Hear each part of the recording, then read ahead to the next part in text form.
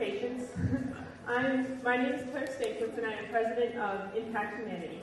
Impact Humanity was founded 2 years ago by Devin as a student organization dedicated to learning about and expanding campus awareness of global poverty issues.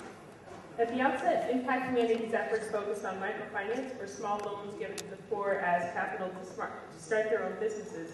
But we've also broadened our focus to researching and raising awareness about causes and possible solutions to global poverty as well as poverty in Williamsburg.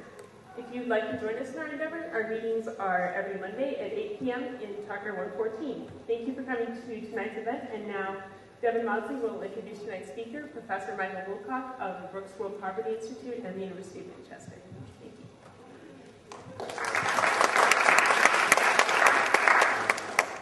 Hello.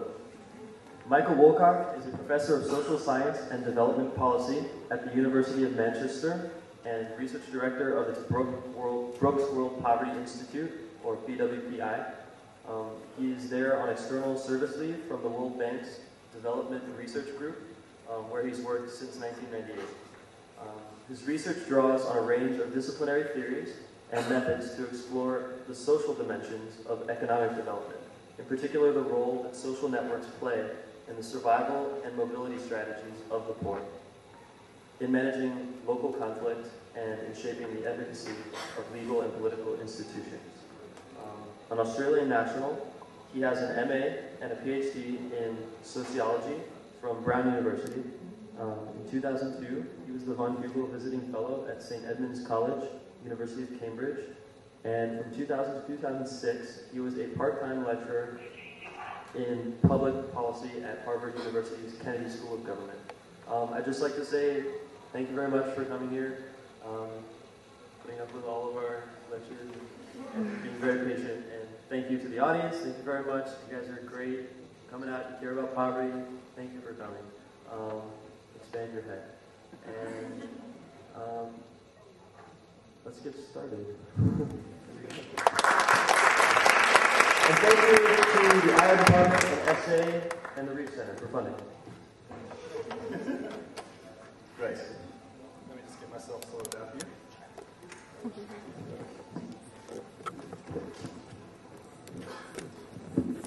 There we go. Great.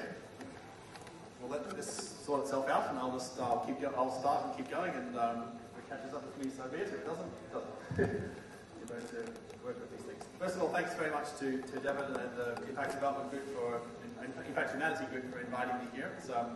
I always try to accept invitations from undergraduate groups because I know there's a lot of it takes a lot of effort to do these kind of things, and I know from my own experiences that initiatives taken when you're young usually pay off big time later on in your life. And on the opposite side of things, having senior people sort of kill your enthusiasm by not showing up for things that you invite them to is not helpful either. So, and equally pragmatically, as I've said to some other groups today, the best conferences I've been to over the last couple of years have been organised by undergraduates. And so this is a great opportunity for me to be here and to have a chance to share a few thoughts with you. What I'm going to talk about tonight is a group of development interventions that we, the development community, like to think work pretty well in the world. But I'm going to try and provide a bit of a critique of that because we're, as you may know, from international agreements and from targets like the Millennium Development Goals that have been set up, we, the development community, are under a lot of pressure to try and achieve these particular goals by 2015. And to be somewhat provocative, I'm going to suggest that under certain conditions, those kinds of targets and scaling up the kinds of interventions that we believe work is the right way to do a certain class of problems. But I will also suggest that under certain conditions, those kinds of targets and those kinds of projects can in fact be part of the problem, which is to say they can impede our capacity to actually solve the most important problems in development, which are problems that poor countries and poor people themselves have articulated. So I hope, a fairly nuanced view of the way in which we think about some of these issues, but also one that at least responds in part to my position that I sit in the world, which is sort of at the nexus of research and policy. Both at the World Bank and at Manchester, where I currently am, that's my job, is to sort of interpret research and to do research, but to try and make it speak sensibly when necessary to the broader imperatives of development policy making, but also the people whose job it is to engage in the management of projects. What I'm going to do is start off by setting the scene, just sort of giving you a broad sense of sort of global poverty as it currently stands and where it's come from over the last 30 years or so. And it's an interesting story about what the aggregate numbers tell us about some of these things. And from that, then I'll move into a discussion about these, what I call development's greatest hits, the top 10 interventions that we believe are helping us to move towards the attainment of these particular goals. All right, so when we look across the world right now, the factoids that you need to take away from a talk like this are that 25,000 people die needlessly every day from poverty. 25,000, right? So 8 times 9/11. Right? That's how many people just die silently in obscurity every day from poverty. And the other big factoid you need to know is that about half of humanity, 3 billion people, live on incomes of about $2.50 a day. Right? So that's the state of the world that we live in right now. But how have things changed over the last 30 years or so? Well, if you look at the work that my colleagues in the research department at the World Bank do, it's their job to try and track the progress or not of different countries on various different indicators of poverty over a long period of time.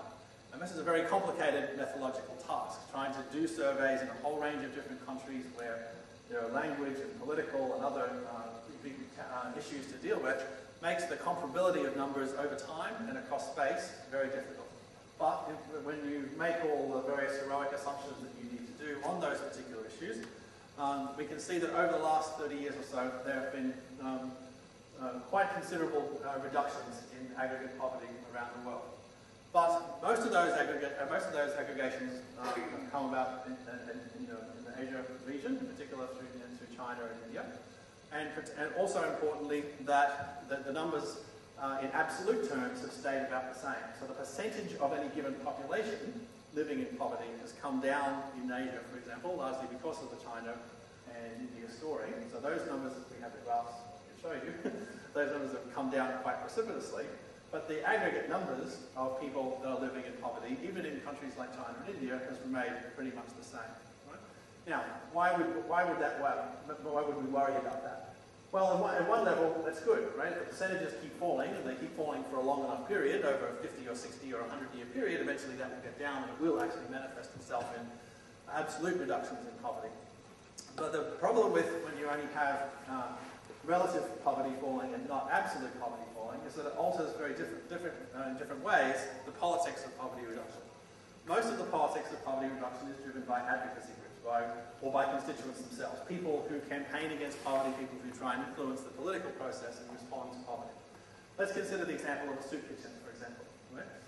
If you run a soup kitchen and you have 100 people every night that come through and have meals in your particular soup kitchen, right? Your sense of urgency, your sense of angst and concern about the poverty in your community is largely a function of having to respond on a daily basis to those 100 people that you are having to deal with every night. Right? Now, depending on being told in the aggregate though that well, it used to be only say 6% of your population that was coming into your soup kitchen, and now that number has got down to 4%. Is fine in a statistical sense, and it could be used for effective political messaging, but it makes for very problematic politics if the population has gone up during that particular period, and that raw percentage number that you're actually dealing with, that raw aggregate number that we're dealing with, rather, has stayed the same.